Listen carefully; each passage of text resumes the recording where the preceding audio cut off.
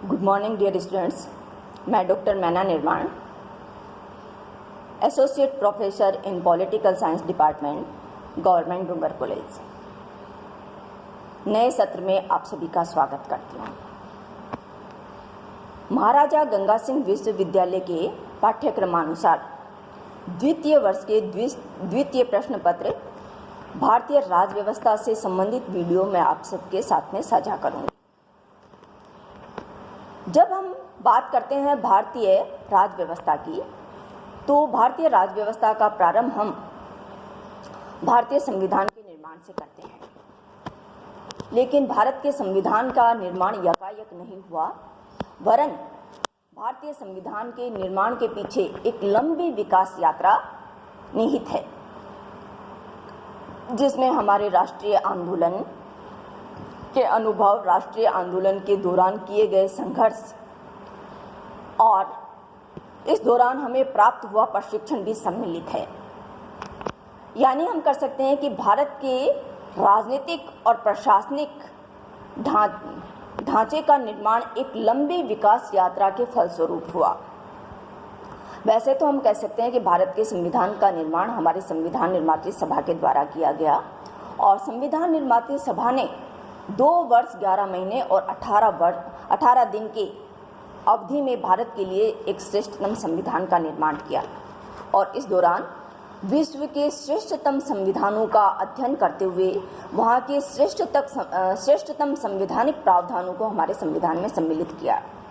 लेकिन संविधान निर्मात्री सभा ने जिस आधारशिला पर, जिस नींव पर यह संविधान निर्मित किया, वह नींव, वह आधारशिला एक लंबी विकास यात्रा के फलस्वरूप अस्तित्व में आई।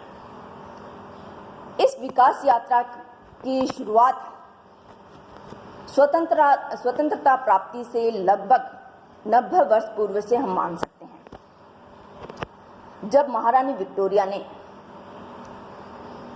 भारत परिषद अधिनियम 1858 पारित किया। हम जानते हैं कि 16वीं शताब्दी में ईस्ट इंडिया कंपनी भारत में व्यापार करने के उद्देश्य से आई, लेकिन कालांतर में ईस्ट इंडिया कंपनी केवल व्यापारिक संस्था नहीं रही, बल्कि इसने भारत पर राजनीतिक नियंत्रण भी स्थापित कर लिया और ईस्ट इंडिया कंपनी के शासन से त्रस्त होकर, उसके अत्याचारों से त्रस्त होकर भारतीय जनता ने 1857 की क्रांति की। 1857 की क्रांति के उपरांत भारत से ईस्ट इंडिया कंपनी का शासन समाप्त कर दिया गया और अब भारत का शासन प्रबंधन सीधे ब्रिटिश राजमुकुट के अधीन आ गया, यानी ब्रिटिश सम्राट के अधीन आ गया। इस समय ब्रिटेन के राजपद पर महारानी विक्टोरिया विराजमान थी और भारत के शासन प्रबंधन हेतु महारानी विक्टोरिया ने एक विस्तृत घोषणा पत्र 1 नवंबर 1858 को जारी किया।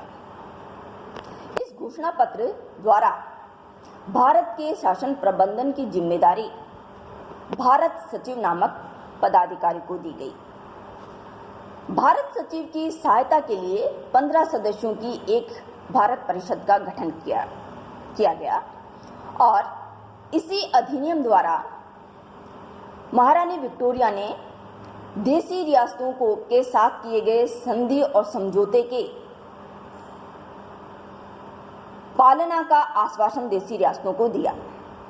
ईस्ट इंडिया कंपनी के साथ देशी रियासतों के जब संधि समझौते हुए, तो ईस्ट इंडिया कंपनी ने देशी रियासतों के आंतरिक मामलों में हस्तक्षेप नहीं किया। देशी रियासतों ने अपनी आंतरिक स्वायत्तता को यथावत रखा और केवल बाह्य संबंधों का नियंत्रण ईस्ट इंडिया कंपनी के अधीन रहा और इसी व्यवस्था को 1858 के अधिनियम द्वारा महारानी विक्टोरिया ने भी जारी रखा और देशी रियासतों की आंतरिक स्वायत्तता को यथावत रखने का आश्वासन दिया।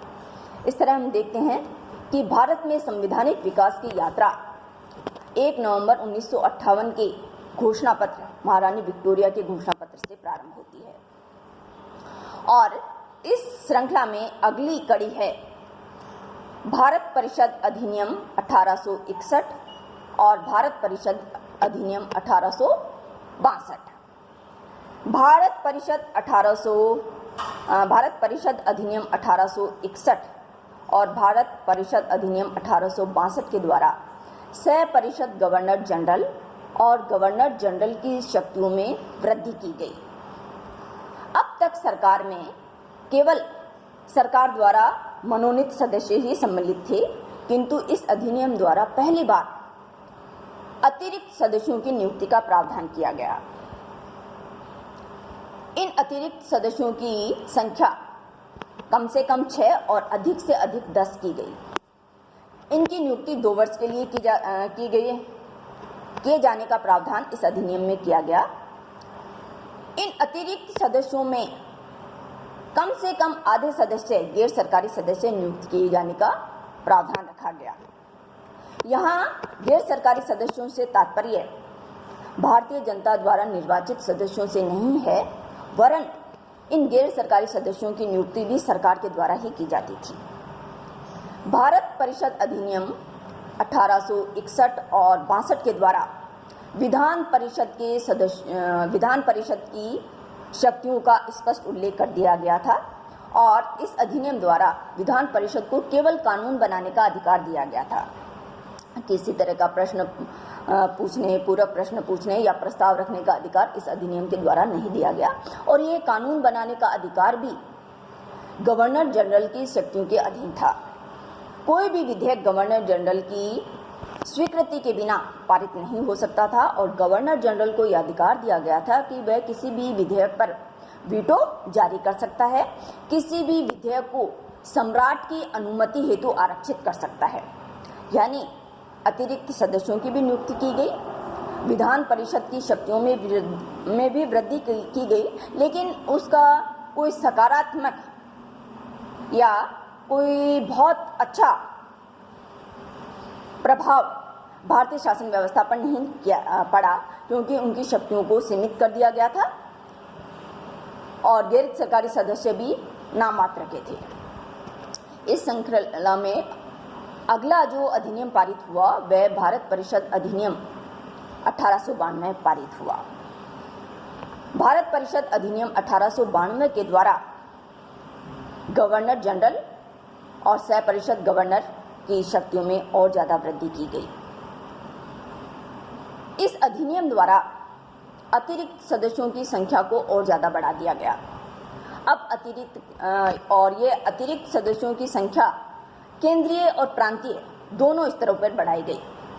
केंद्रीय स्तर पर अतिरिक्त सदस्यों की संख्या को कम से कम 10 और अधिकतम 16 कर दिया गया था और प्रांतों में यह व्यवस्था की गई कि प्रांतों में मद्रास, मुंबई आदि प्रांतों में अतिरिक्त सदस्यों की कम से कम संख्या 8 और अधिकतम 20 तक निर्धारित कर दी गई थी। अब विधान परिषद को कानून बनाने के साथ साथ प्रश्न पूछने और प्रस्ताव रखने का भी अधिकार दिया गया, लेकिन यह अधिकार कुछ सीमाओं और कुछ नियंत्रणों के अधीन था। कुछ दायरे निर्धारित कर दिए गए थे, उनसे बाहर जाकर विधान परिषद कार्यपालिका से ना तो प्रश्न पूछ सकती थी, ना प्रस्ताव पारित कर सकती थी और कार्यपालिका के द्वारा भी प्रस्ताव को मानना, विधान परिषद द्वारा पारित किए गए प्रस्ताव को मानना या न मानना उसकी इच्छा पर निर्भर था, यह बाध्यकारी नहीं था। इस अधिनियम द्वारा विधान परिषद को बजट पर भी वाद विवाद करने का अधिकार दिया गया।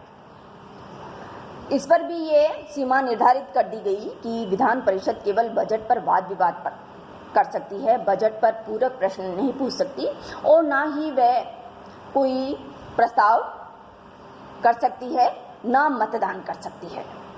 इस तरह 1961-62 के अधिनियम से 2 कदम आगे बढ़ाते हुए भारत परिषद अधिनियम 1992 में कुछ और प्रगति करते हुए अतिरिक्त सदस्यों की संख्या को बढ़ाया गया। विधान परिषद को कुछ और शक्तियां दी गई, जिसमें प्रश्न पूछने, प्रस्ताव रखने का प्रावधान रखा गया। हम ये कह सकते हैं कि ये प्रावधान भी कोई सार्थक परिणाम लेकर नहीं आए, लेकिन एक संस्थागत आधार भारतीय संवैधानिक विकास का यहाँ प्रारंभ होता है। और ये अधिनियम भारत में प्रतिनिधियात्मक शासन की स्थापना और निर्वाचन पद्धति की व्यवस्था की दिशा में एक महत्वपूर्ण अधिनियम माना जा सकता है। धन्यवाद। नेक्स्ट वीडियो में हम भारत परिषद अधिनियम 1909 पर चर्चा करेंगे। Thank you.